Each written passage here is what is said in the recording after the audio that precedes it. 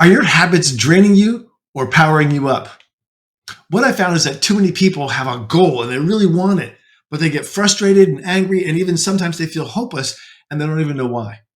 Well, it's almost always because they have habits that are making them weak and draining them and undermining them instead of habits that are making them strong and feel powerful and focused and goal directed. That's why. Now, there are five habits, five powerful habits that make people weak. And they don't even know why they feel weak and they don't know why they feel trapped. And I'm here to show you how to get out of that. So, the first negative habit that keeps you weak is consistent negative self talk. So, I remember when I was thinking about, I'd really like to get some muscle because I had been a runner, but my upper body was really like lanky and skinny and everything else. I think I weighed like 162 pounds and I was like 6 foot plus. And I thought, man, I need some muscle. And how do I do that? And I saw these guys who were like bulky and beefy. And I was like, I can never do that. That's not me. I'm just a skinny guy. And I'm like, I've been skinny all my life. And I had big legs because I was a runner and played soccer, but upper body was like, nah, not happening. And so what's funny is that then I found out that my dad had this genetic capacity for like super athlete, almost Olympic athlete level of strength and muscle building. I thought, I wonder if I have that. So I went out and I did the test, and it turns out I had the same muscle gene. And I was like, oh my God, totally changed my mind. And when I changed my mind, it changed my self-talk. I'm like, yeah, I can do this. I can bulk up. And so I got a coach at the gym, and he's like, yeah, I can see you being 225 pounds of muscle. I'm like, what? I'm like, okay, cool. I don't know if I want that much, but I want more. See, because here's the thing. Consistently criticizing yourself erodes your self-esteem and your confidence and your sense of self and your identity and your willingness to have a goal and go get it. So you can have the goal. Yeah, I want to add 10 pounds or whatever, 5 kilos of muscle in the next 6 months. You can have that goal. But if you don't believe it because you're consistently undermining yourself with negative talk, which isn't real, by the way, then what's going to happen is you're not going to get there. You can't get to where you want to go with negative self-talk. That's it. So the second habit that keeps people weak without even knowing that they're doing it and making themselves weak is poor sleep habits. See, I've never played video games as an adult, but I found this one called Civilization, and it like totally blew my mind. And I played it for a while, and then I found it had this like addictive quality. And the next thing you know, I have to be at work at like 5:30 in the morning, and I was up playing till 2. My sleep habits were just killing my productivity at work, and I didn't do it for very long because I very quickly realized, wow, my poor sleep habits and my playing video games at night is crushing my ability to wake up clear-headed, not have to hit like 5 monsters or power drinks to make it through the day. I thought, yeah, this isn't really the way I want to live my life. This is not the way I want to live my life.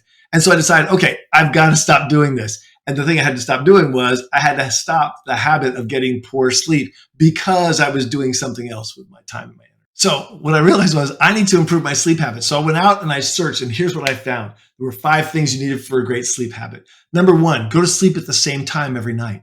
Number 2, if you can have it, a cool room really helps. Cool rooms, not like cold freezing, like where you're shivering, but a cool room. The next is a dark room, right? You want to have a dark room because your circadian rhythms get triggered by light. And the next is that you might want to have a little white noise or a fan or something, just making a little noise to drown out any like dog barking down the street, cars going by, anything like that, but it also helps your mind relax.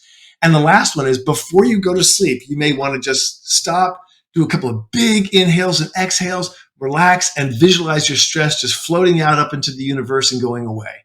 Those things, those 5 things will really help you get some power sleep. The next habit that makes you weak is really excessive social media consumption. And the reason I say that is because I did that, again, for a very short period of time. I don't have an addictive personality, but I realized when something could go that direction. And what it was for me was it was TikTok. I had never seen TikTok. I downloaded it, put it on my phone at like 9 o'clock at night. And next thing you know, at 2 in the morning, I'm going, hey, it's 2 in the morning. What am I doing? And the third time I found that happening for me, I was like, that's it. This is a habit that is draining me. It's negative. This social media is not helping me. It's not just my personal experience or maybe your personal experience as well, but now they're just showing experts all over the world from like, UC Berkeley to Prof G and all these other guys are showing that excessive social media has a negative effect on your ability to focus, to think, to be goal directed, to get what you want. Plus, it's a giant time suck. I mean, who wants to waste all that time watching cat videos and, landslides? I don't know, all the different things you can watch. They're interesting and entertaining, but it saps your dopamine, and your dopamine is your driver. So we really want to just get rid of excessive social media. I now have a rule. I create content for social media if it's helpful and positive, and I watch content from social media only if it's helpful and positive to my goals. That's it. I hope you do the same. The next habit that is just sapping people's lives is resisting change. Change is going to happen no matter what you do. In fact, for me, I remember a couple of times when I was in sales, big global company, doing amazing sales, traveling all over, doing this kind of stuff. It was amazing. But here's the thing.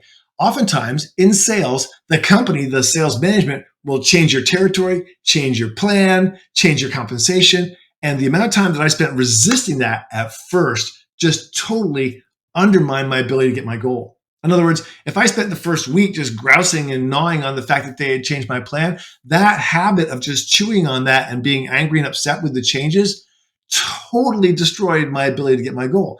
I noticed that the most successful people on the sales team were actually going, change, okay, great. And they would that day go out and reorient towards the change. In other words, change is going to come. Change is going to happen. The world is always full of change. Hopefully, none of us are still doing the things we were doing when we were 5. We have changed because we found things we wanted that were more important than grousing about it and being upset by it and resisting it. Because what you resist owns you, right? Me too. So I try to do this. I say, what do I want? Single positive focus goal. If you have a single positive focus goal, the habit of being goal oriented, goal focused, and present minded about what you're doing to get what you want is so much more effective and so much better than the negative habit that you used to have because you just changed, right? Than the negative habit of resisting what you don't want. You just can't get where you want to go if you're resisting what you don't want. I'd like to know what you're resisting. If you're not driving a car or doing something with a sharp object, please just close your eyes for a second and think about, what am I resisting in my life? What are the things in my life that I don't want that I'm really focusing on? The things that I'm resisting that I can't change, or the things that I'm resisting that aren't actually part of my goal or my direction in life. Because once you can identify the 3, 4, or 5 things that are sapping your energy, the habit of resisting things you don't want, where they're just sapping your energy, sapping your life, taking your focus away, draining your time, when you identify those and release them, then you can take all that energy and all that focus and go right back after what you want.